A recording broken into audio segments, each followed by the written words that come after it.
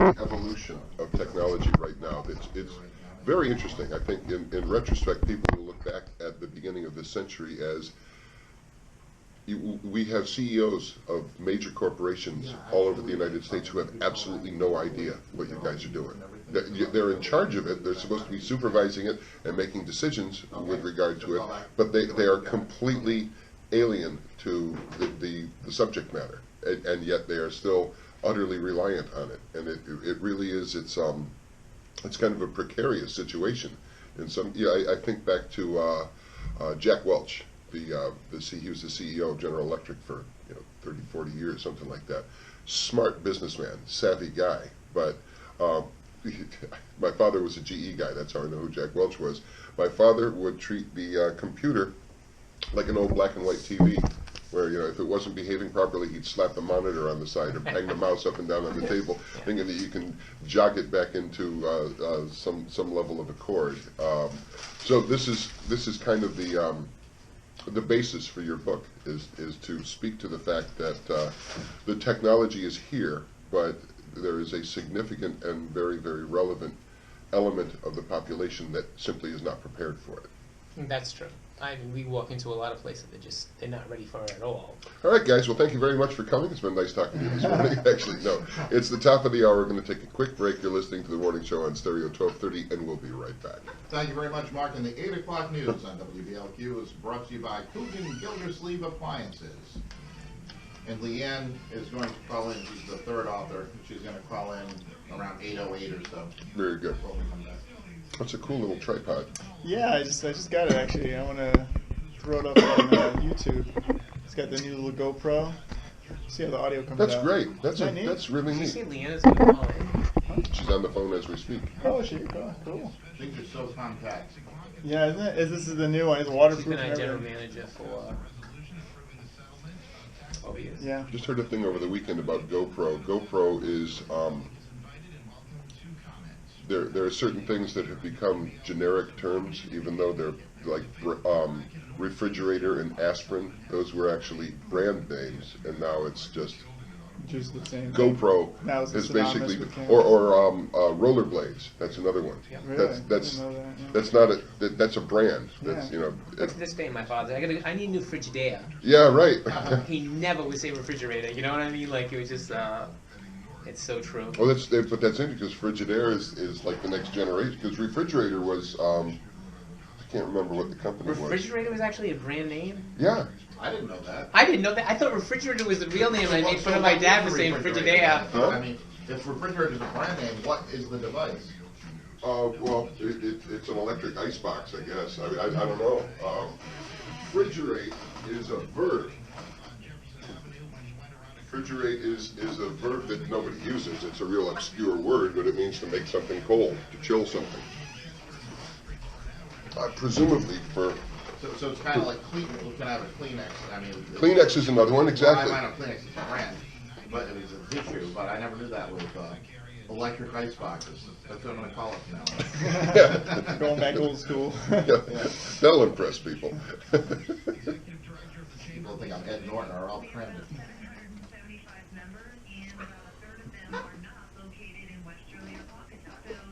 So yeah, the main purpose we wrote the book was basically help small business owners and with their IT support. And actually in the book it talks about the no geek speak. We try to keep it very low geek, speak or words in the book. Okay, we'll definitely we'll follow that meme because there's another way of looking at that we can discuss. This is a great idea. This is a very, very good idea. A couple of my clients, I said, I want to tell you something. Like when a new client that'll be introduced to us, read that book. It's big words. It's going to take you. The print is big. It's going to take you one night. It's huge, yeah. Right. The print is big. It's got pictures. Right. So they read it, and the guy, one of the CPAs we just opened up a new account with, he looked at me and said, "I get it now." Because what you do is just break down the firewall, break down monitoring into, break up what do I need the updates, like break it down to simple terms and read, and you'll get it. And it's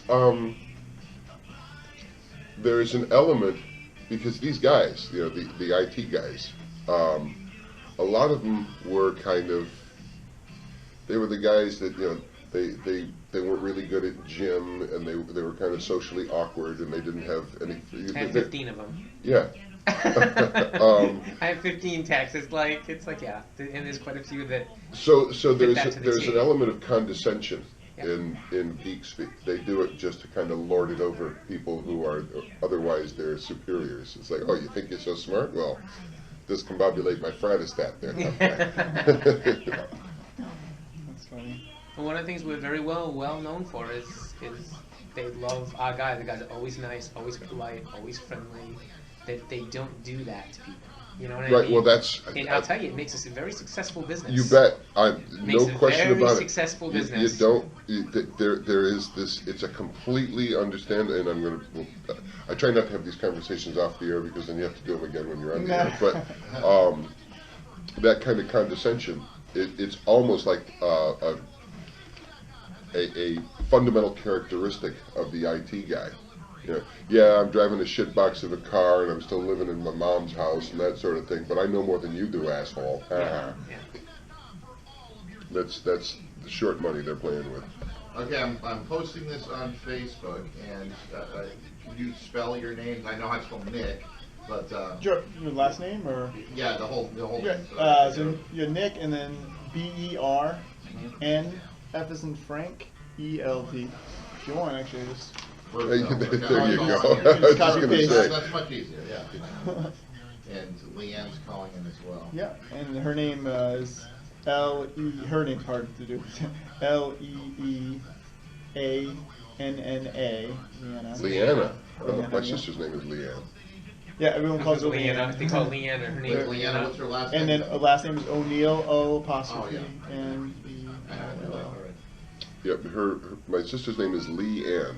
First name Lee, middle name Ann. But she has since condensed that into her first name, Leanne, and taken her maiden name as her middle name. It's like, good for you. Whatever. simplify or overcomplicate. Or just, I've changed my name, by the way. yes. Cold out there, huh? Yeah. Tomorrow will be 65. Really? Isn't that amazing? They're saying 60 tomorrow, 65. It's going to hit 70, I think they said Wednesday. So do you think this was enough to kill the mosquitoes? We need a few more days. Yeah. Yeah. No, the last pool in both Connecticut and Rhode Island, they tested the last. Apparently, there's a mosquito farm in every state in the Northeast to check for West Nile, and they all came up clean. And most of them are down in Boca now.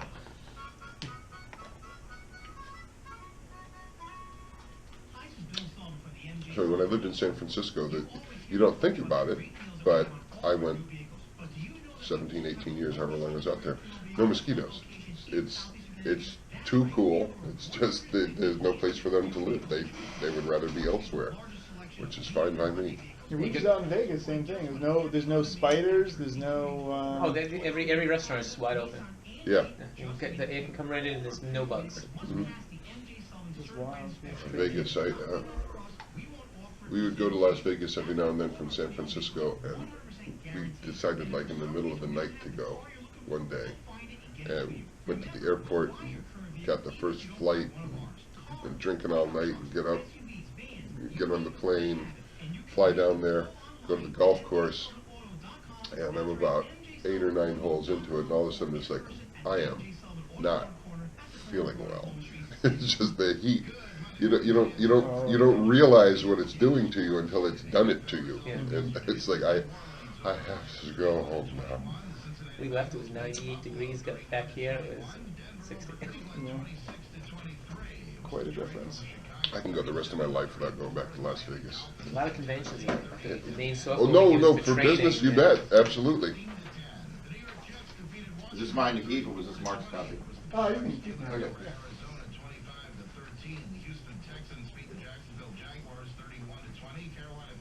Okay, so she's going to call back at 8:08. It is now 8:08. I can't believe she's calling. Was she listening in? She must be listening She in. is too much. She's supposed to be on vacation. Kid never stops, man. It's not vacation. This one, he keeps 2 radios on in his house. He's got 2 stations in the concert. It's got to be like the Tower of Babel in there.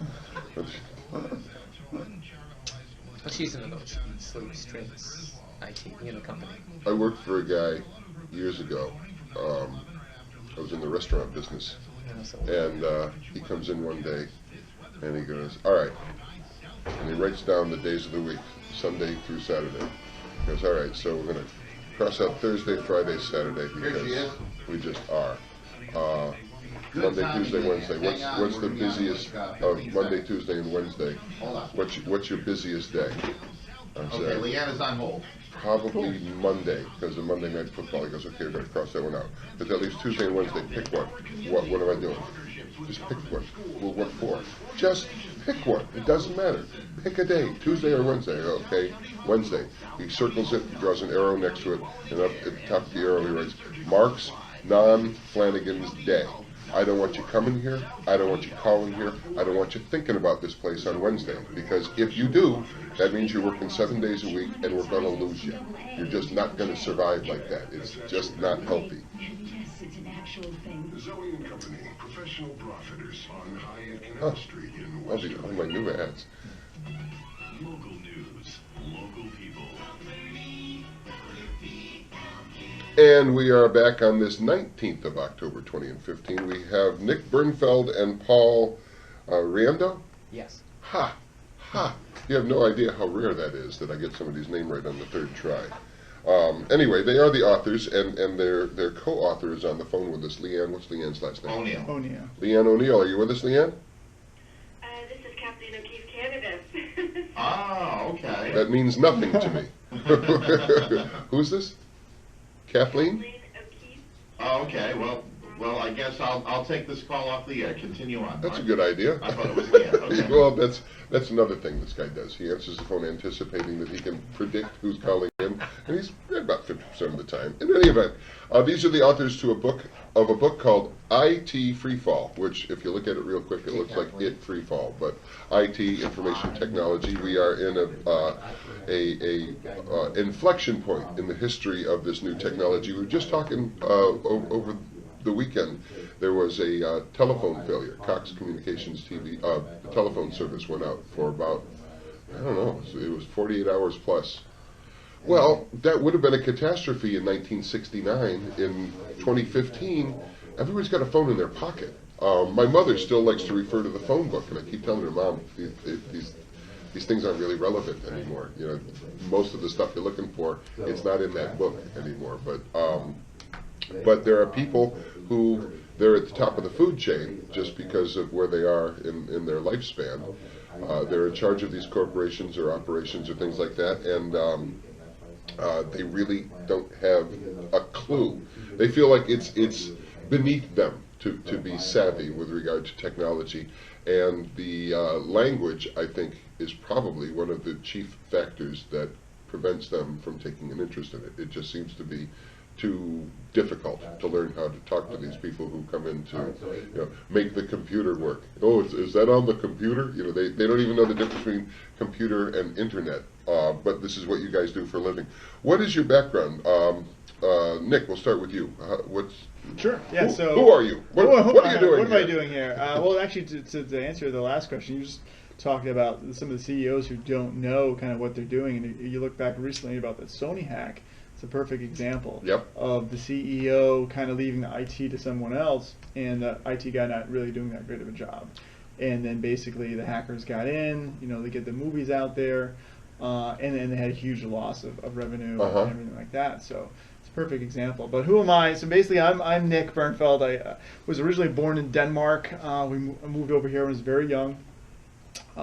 Basically traveled all across the United States, and my parents finally settled on Rhode Island. Are your parents Danish? My father's Danish, and I still have grandparents in Denmark. So Bernfeld.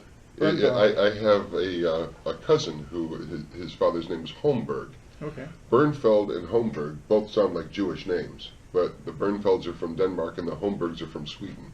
Well, yeah, it's because actually Sweden and Denmark, they're very close to their line. So you hop and skip from a ferry an hour later. It's like the distance of Block Island almost. Right, sure. It's very close. So yeah, it's originally actually my grandfather was from Sweden, so there are probably some some close relations there. But Yeah, we moved from Denmark over to Rhode Island, and now we settled Why? here. No, there's nothing wrong with that, but it's like, kind of a random choice. I mean, so Denmark is actually, I don't know if you know this or not, it's the happiest country in the world. That's the statistic. I've been to Denmark. Have you? Okay. It's a happy country. It's a very nice place. I love Copenhagen. I've been there. Oh, you've been there? Yes, I Probably have. biking around there? Well, biking. There's some bad boys on motorcycles in Scandinavia, particularly in Denmark. It's like the 60s in the United States. These are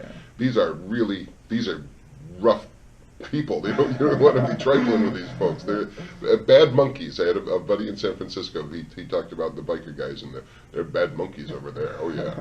So the IT thing. What got you into this? Okay, yeah. So basically, not that I don't enjoy we discussing Scandinavia. It's a wonderful digress. But so yeah, I came over here. My father's always been very technical. He's actually in the surveillance field. So I moved into kind of the cyber kind of anything, cybersecurity almost. Your father's a Danish spy. He does do a lot of camera work.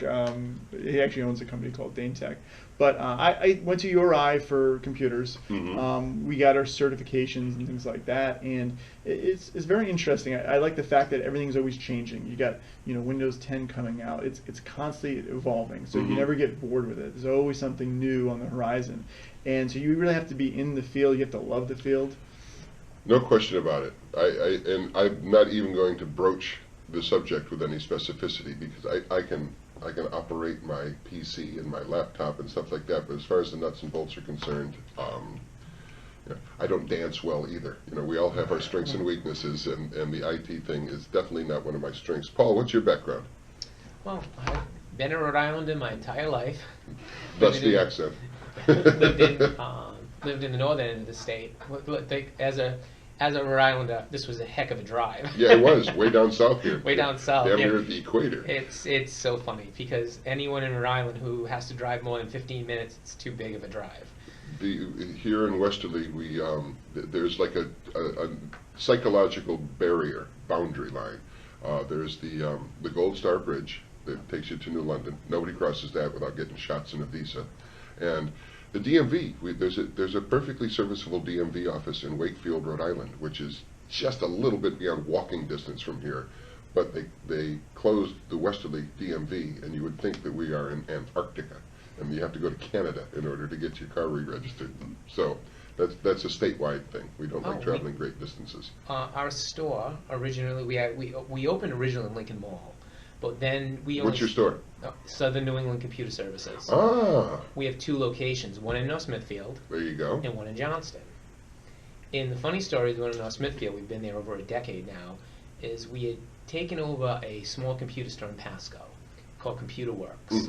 Now, Burrillville is a little bunch of villages, Pasco, You're talking about places Pasco. that are almost like fictitious locations in my experience. And that's what's so funny. Pasco, Burrillville. When we took that over, they said they had Gloucester. to drive from Pasco to North Smithfield. And they would go to the place because it was a copy store. And we had taken over the computer, but they go, Right, like we have to Kinko. drive all the way to North Smithfield. Yeah. And it's literally 10 minutes away. So we've been fighting with the location thing. It was so funny. We wanted you can't be here in 5 minutes, and that's how the Johnson store opened, because we wanted to have a jump off point for South County, things more south. So, like I said, as we went back and forth and the company started to grow, we all had our stories about IT. Right. And Nick and I would discuss them and come up with simpler ways to explain it to people. He's more a behind-the-scenes tech guy, and I'm more the people person, running people. I had a huge background in managing people, starting in restaurant business. Just to jump in on that point. For years, I've contemplated. I put several dentists' children through college. I've spent a lot of time in a dentist chair, and I've had time to contemplate what they do. Their specialty, working on your teeth. That's not something some guy off the street can do. That's a very specific skill. Where do these guys get the wherewithal to start a business? Where do they learn? You guys are IT guys. You're tech guys, but you didn't study business administration in college. I did. Oh, you did? Yes. Okay, so you're the business guy and you're the tech. I'm You're the both tech guy. technically oriented, but your area of influence is on the business end, and you're more Tech savvy, yeah. nuts and bolts. I'm the geek. The geek. So that answers that question, because otherwise, starting a business anybody can do it, but not necessarily well. You know, you can start yourself a bit. I worked for a magazine in San Francisco that the publisher was a very worldly guy with lots of experience and lots of different things. But he basically bought this magazine and turned the operation over to his daughter, who, let me tell you, that was one of the loveliest offices you've ever seen in your life. It had an aquarium, and it had live plants, and it had, you know, very expensive furniture and stuff like that, but the magazine lasted about a month and a half because she didn't know how to run a business. So you guys, that's really where you guys kind of interface with the rest of the world. The tech thing is what you bring to the world, but it's through your business that you bring it. Absolutely. And it's funny that you say that about the when a kid inherits the business. We see that a lot in different fields, but we'll walk into a particular office and we can tell right away, is this someone who grew the business from scratch, or is this someone who kind of inherited? Right. And now they just want it all done for them. But the inheritor, I can't come up with the word for it, but typically that kid is going to be of a generation that is probably a little bit more familiar with technical issues. And you would think, but it's funny because we see them we have 2 retail stores, so we deal with the residential as well, and oftentimes it's the kids coming in and they act like they know everything, right? But they don't know how everything's running. So as long as it's working, and you're right, they can kind of catch on quicker because it's ingrained in the schools and things like that. Native user. But we are surprised still that they still come in, and if something's broken, they don't know how to fix it. Well, it really is Chinese algebra. I mean, there is very little. In my limited experience, there's very little that's intuitive about this. You know, because of this, people can't work on their own cars anymore. You know, the IT element, you can't do it. If my grandfather were to come back today and open the hood of my car, he would just close the car and walk away. I don't know what to do with that. You know, you have to plug it into a computer in order to diagnose what's wrong with it, and then the computer basically tells you how to fix it. What specifically needs to be done, but making that apparatus work is the thing that's like magic. It's, you know, people don't understand. You either know it. It's very much like doing taxes. You either know how to do your taxes, or you don't know how to do your taxes, or video games. You know, you know the little cheats, or you don't. Yeah. If you're going to be successful, you need to know these things, but there's no way to learn it on your own. Somebody has to tell you about it. Yeah, it's best to get the training properly through the schools, and it's constantly keeping up with that training and doing the latest classes and certifications. So we spend a lot of times with our techs keeping up to date with that. And that's actually why we wrote this book, was to help just the end user, because it's very hard for just a small business owner to figure out, how do I hire the right tech? There's so many of these technical things. I don't know if they're good or if they're bad. You know, how do I pick the right person? There's just, I don't know the field, so how do I pick it? So we actually wrote this book to help the small business owner be able to find the right IT technician. Or just a lay person. It doesn't even need to be a business owner. Exactly, yeah, really anyone. And we go into some kind of detail explaining what cybersecurity is, you know, why you need kind of your antivirus, what you need to do for your firewall, things like that, and try to break it down into small, easy sections that we don't overcomplicate it with geek speak. That's what we try to keep it simple. The name of the book is IT Freefall, The Business Owner's Guide to Avoiding Technology Pitfalls. And we have the authors Nick Bernfeld and Paul Riendeau. Yep. Got it right again. Good. It just never happens. We'll be right back. You're listening to The Morning Show on Stereo 1230 WBLQ. Mark is on his game today. Got it. Yeah, I just, it's laughable. I just, 4 or 5 years ago I was working at the polls, where I've got a book with your name in it. And I'm supposed to open the page to your name when you come up to register to vote. And I know who you are. I know who you are, and we know each other, but I have to ask people what their names are. I did that too. I'm Oh, a member on the awful. board for the DM Association in Pasco. So Busted. I know people that come in and it's like, hey Paul, hi. Hey, how you doing? Got You your have to haircut. check their name off and I don't know who they are. It's aggravating. And they almost get insulted. They do. You see their face like, oh yeah. Some people take it very personally. They do. You can get away with it in the big city, Yep. but in a small town, you know, not that I'm a celebrity, but I'm a conspicuous person. You know, I come walking down the street, and, oh, there's that guy again. That's, Voice. the guy with the voice, the guy on the radio station, the huge. I just got my hair cut. I look like Sasquatch.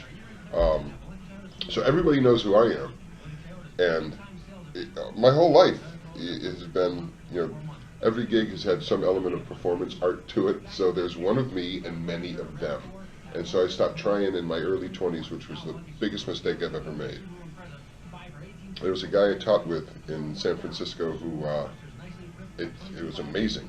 He taught amphitheater-sized classes, and the first day he would introduce himself, describe what we're going to do in this class and how it's going to work and what you need to do and what you need to have and all that sort of thing. And then he would say, okay, now, I want you all to stand up one at a time and tell me your name. So everybody gets up in whatever order, and they all tell him his name. He said, okay, I'm going to walk out of the room right now. I want you all to change your seats. And I'm going to come back in, and if I cannot identify you by name, you can have a B in this class right now. You can walk away and take that B with you, just like you sat through the whole thing from beginning to end. And he never, ever missed. It was, and he explained to me how he did it, and it was like explaining IT to me. It's like, whatever, good for you, congratulations.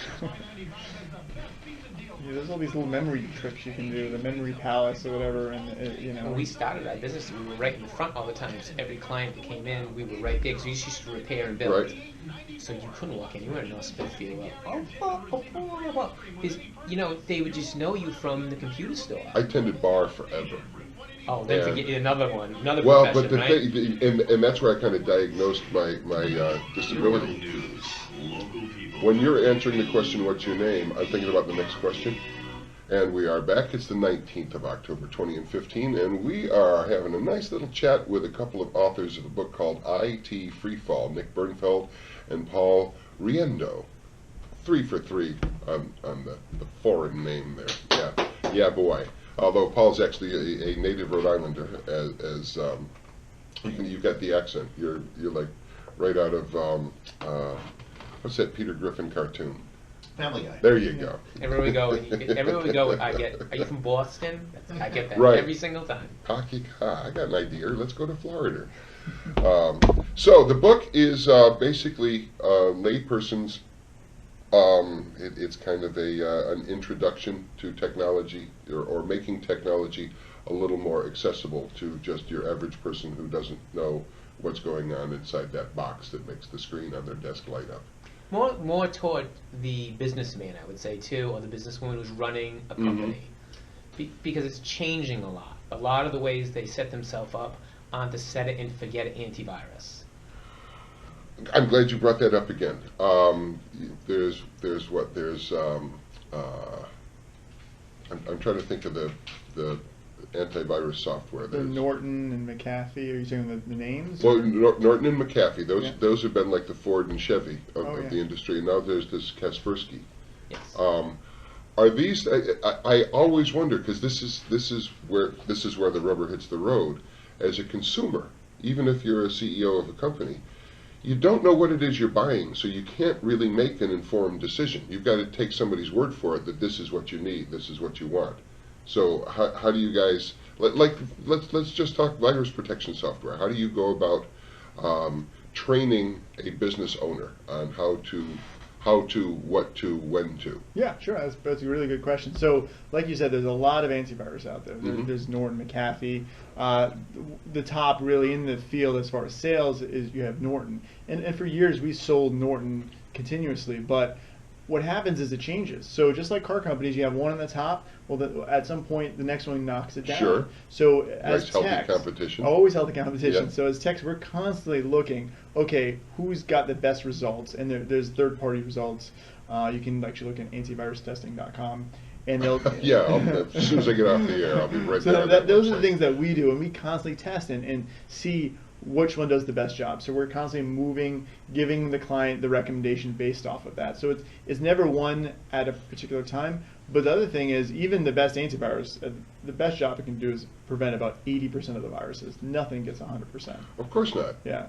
Just like inoculations, it'll get most of it, but you can still get sick even if you've had your shot. Exactly. But how do you, these guys, just like you're specialists in IT as a general principle, the antivirus guys, presumably they're more advanced than you guys are as far as that's concerned. So how does it work? I mean, how does it? I guess it's just performance based after the fact. You try something, and if your computer doesn't get hacked and blow up, then I guess this is a good product. Well, what we try to do with the businesses is we take a kind of a different approach on mostly all the businesses. I find that with antivirus, like you said, say 80%, but that 20%, if someone does download that, they put in that fake email and they click through, right, and they end up getting a virus. Where we come in is the detection. We monitor all our customers' computers. This is for businesses. Right. So it would flag us right away at work that so-and-so opened something malicious because it's being monitored. That 20% we're able to cover on our back end by knowing it, contacting them, getting it. Instead of a lot of people, they do the set it and forget it. Oh, they got 54 viruses. Well, who's taking care of those? Nobody. It's sitting in there. And my very, very admittedly limited understanding of this, you can have viruses and bugs, some of which are cancer, and the other is just like the common cold. You can continue to function. It's something that you don't want in there. It's not. There's no advantage to it, but it's not really a big deal. How do you learn to identify what's a good thing and what's a bad thing without just AdAware? Is that even worth having? Oh, you use that? You use something you use at home? AdAware? Yeah. AdAware is actually, it's funny because we used to use it a lot, maybe 2-3 years ago. So it's one of those things that has shifted. We no longer put it in the systems because it doesn't do as good of a job as it used to. Right. I mean, maybe. But it makes you feel good about yourself. You know, you've got that AdAware, and oh look, it's doing an automatic scan all by itself. I'm covered. It didn't find anything. Yeah. That's great. Yeah, terrific. That mixed with an antivirus, that getting two products, you're going to always be better with two products. Sure. One for your malware and your AdAware, and then one for your really bad, nasty viruses. Right. So get a really good antivirus program, and then a second program to manually scan if you can. As a home user, that's what I would recommend. You know, do a manual scan if you can. All right, quick tip. I have a computer. This is hypothetical. I have a computer, and I've been very promiscuous in just going to these websites and that websites, and I don't even know what's in there, but I probably got some junk on my computer. What is the best means by which to identify and remove all the bad juju on my desktop, laptop, tablet, phone, whatever? Well, so the best thing is actually preventing that, of course. Well, yes, but I don't have a time machine, so what's my because we don't have a time machine, we gotta do the next best thing. So you want to get one of your core antiviruses on there, and whether it's Norton, McAfee, that's really personal preferences. As a tech, I have my own preference, but I'm not going to say it out here. But as long as you get one of the four main ones, you're going to be good. Then the second thing you're going to do is you can get something like LavaSoft, AdAware. Malwarebytes is a great free one that you can download. Yeah, I got that. You got that one? I see, you're already ahead of us. Oh yeah, I'm a savvy guy. So you're going to get those. You're going to give that a manual scan. If it's the point where those products can't get it out, at that point you just want to stop and you want to give it a fresh reload. Just give it a fresh wipe. There's no point in going beyond that because at a certain point the viruses destroy the system so bad that there's nothing that you're going to be able to do to repair that. How about, and then we've got to bring this to a close, how about retrieving the data, the files that are on the infected computer? Is it possible to do that without retrieving the virus as well? That's a tricky game because the viruses, of course, just want to jump to any thumb drive you put in there, CD, anything like that. The best thing to do is clean it first if you can, then basically get your thumb drive in there, and then copy it off. If you feel like it still might have a virus on there, make sure you give it a scan before you kind of get it into a new system. These thumb drives or external drives, they come with virus detection apparatus as well, don't they? Not really, unfortunately. No. I mean, it'd be nice if they did. You guys should get on that. Yeah, we got to invent that. Fellas, I'm afraid we got to call it a day here, but it's been really, really interesting talking to you. Nick Bernfeld and Paul Riendeau are the authors of IT Freefall, the Business Owner's Guide to Avoiding Technology Pitfalls. Amazon? Yeah, and I did just want to mention we do have a book signing coming up. It's going to be actually in East Greenwich. East Greenwich? East Greenwich, way down here. It's on Thursday, October 29th from 6 to 8 p.m. It's Symposium Books. Symposium Books. Thank you. It's 1000 Division Street, East Greenwich. And so we'll be doing some book signings. All the proceeds are actually going to go to Big Brothers Big Sisters. Nice. 100% of it. Good for you guys. So that's a local charity. That's a business decision, isn't it? They're a very nice person, but they do a lot of great work down Yeah. there. We started supporting them, became our client, and I like working with Lori Viner and them down there. That's why we decided that all proceeds of the book were going to go to them. Gentlemen, well done. Appreciate that. You're listening to The Morning Show on Stereo 1230 WBLQ. The 8:30 news on Stereo. Good job, guys. Thanks. Thanks. Can I keep this? Yes, you can.